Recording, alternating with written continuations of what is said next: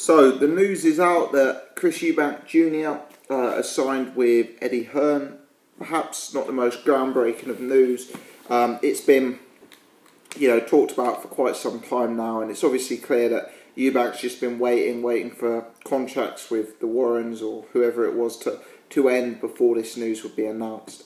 Now, perhaps the bigger news is that he will now be working with Adam Booth as well as Ronnie Davis. And that's a very interesting one.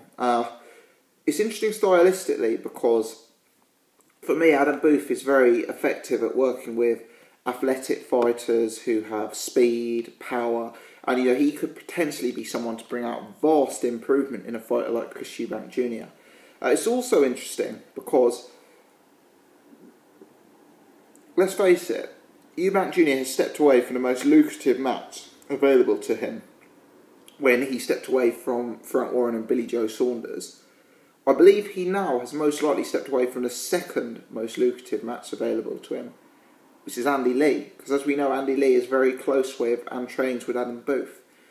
The more I look at this, I think that Chris Eubank Jr. initially is going to be used in maybe slightly lower tier matchups, 8-rounders, 10-rounders. He's going to be used to boost low-ranking shows and try and make them pay-per-view or something of that nature. But I think the long-term aim here may be to make him a super middleweight, because the move to Eddie Hearn and the move to Adam Booth suggests he won't be fighting Billy Joe Saunders and suggests that he won't be fighting Andy Lee anytime soon. Now, in terms of the commercial sense, I know he's been talking about wanting to fight Gennady Golovkin, but does he actually? You could fight Gennady Golovkin for X, or you could fight Billy Joe Saunders for 2X. Billy Joe, who I'm a massive fan of, is definitely an easier fight, definitely. But you get paid twice as much for fighting him. So to me, the Gennady Golovkin thing, maybe the Eubanks are just absolute head cases and they want to take the toughest fight out there.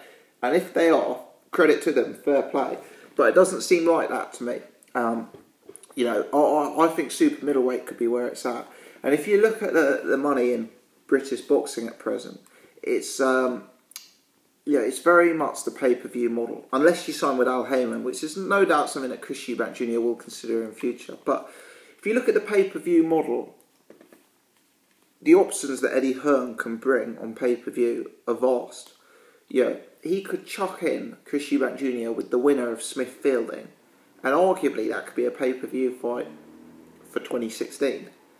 You've got the Martin Murray option. You've got the Paul Smith option. Eddie Hearn works with George Groves from time to time. You've got that as an option. But the one that I've talked about before, and I talked about this with my good friend Ultratech Sports, is Chris Eubank Jr., James DeGale. I see that as a mega pay-per-view matchup. Two guys who genuinely don't like each other. Two guys who are headed towards a big class potentially at 168. And I think that is a likely route in terms of making money. Let Eubank Jr. beat up on 3 or 4 guys in 8-rounders, 10-rounders, and then you step him up. Maybe feed Martin Murray to him ahead of a big fight with James DeGale for a world title and a pay-per-view. Chris Eubank Jr., his profile isn't there yet, but he's the kind of guy, he's an interesting character, he's an intriguing character, and stylistically he's an entertaining fighter. It won't be hard to generate immense interest around his career, and it won't be hard to get him some more highlight reel knockouts, etc. And then you can start to build those pay-per-view matchups for 2016. The Adam Booth thing is interesting. I'm someone who's been a constant critic of Eubank Jr. technically, and Adam Booth is the kind of guy who, can add elements to his game.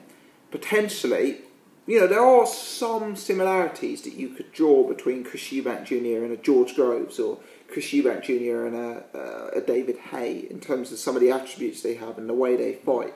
Adam Booth's got experience at the top level of the sport, at the world title level. He's got experience of those kind of fighters, and I think he can add something to Chris Eubank Jr. So we'll see where he goes from here.